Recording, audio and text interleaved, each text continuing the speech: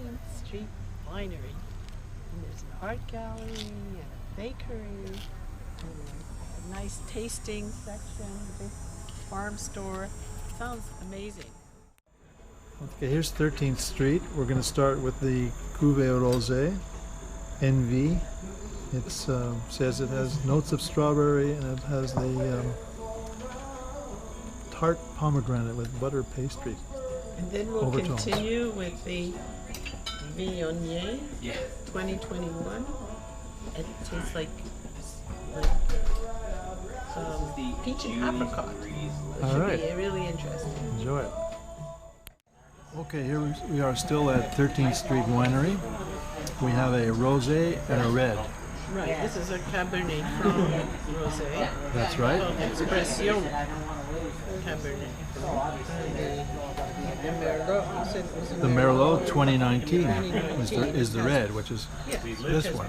Yeah. Plum and and black raspberry and spices. So let me try the Very rosé nice. while you try this. Okay. Here you go. Cheers. Yeah. I don't know.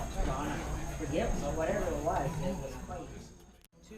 Two bottles of the Viognier 2021. And I think it was a very good choice. I agree. Still at 13th Street Winery. They have a sculpture garden.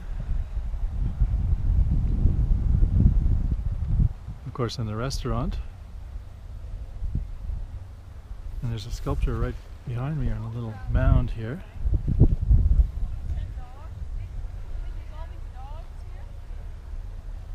Kind of like a modified Henry Moore.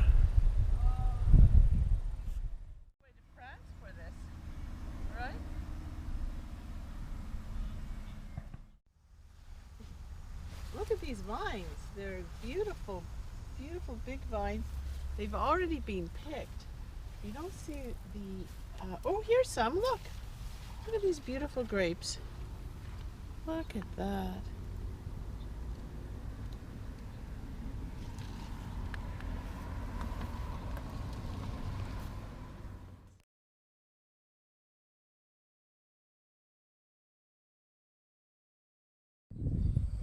So here's the Stratus Gamay Rosé 2021, and it's very pale, very elegant looking.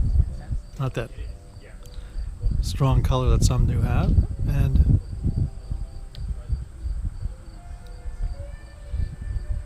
goes down nice and easy. Perfect summer wine. I like that.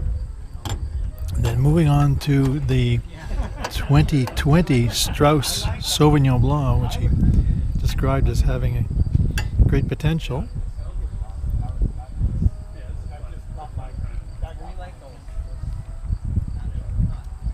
Look at the viscosity in there. Something kind of a real kind of a distinctive taste, but pleasant. It's kind of a citrus extra to it. And I'll jump right in and try this last one, the 2020 Gamay, which he says is kind of in the Beaujolais style. Very light wine. I think the antique one was perfect for the queen.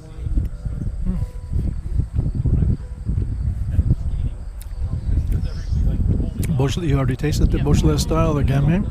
Yeah, it's good. It's not my favorite, but I think of all those of the four, they're all very passable, and I think the first three I like, but it's hard to know. So here we are 2 years later, back at Tawse. We're going to start with a Chardonnay, and then we're going to have a Cherry Avenue Pinot Noir. No, that's the Pinot Noir. Oh, that's the Cherry Avenue Pinot Noir. And what is this? This is just a red wine of No, it's unspecified Merlot. Yeah. So we didn't do very well in remembering that. Okay, so. We loved the Tawse Winery in 2019. So at Tawse, we decided we didn't care for any of the three wines that much. So we'll move on next to Hidden Bench. Hidden Bench Winery. Here are the grapes. clustered to the bottom. See? Just a few at the top. Unripe ones. Having a Pinot Noir At Hidden Bench. at Hidden Bench, And and this Pinot Noir is very nice. Like yes. this. so we may get some of this, right? We may very well get some of these guys. Hidden Bench. This will be our last winery for Yeah, we've today's done outing. quite a bit. I guess I could take this off. So here we are on the patio at Hidden Bench, Oh no. just relaxing, and We've it's had pretty a lovely quiet. day.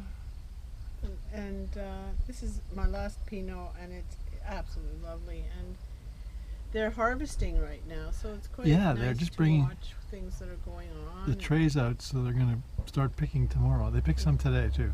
Yes, and they do everything by hand. It's unbelievable. That's why you have to pay for these wines. They do it all by hand with loving care.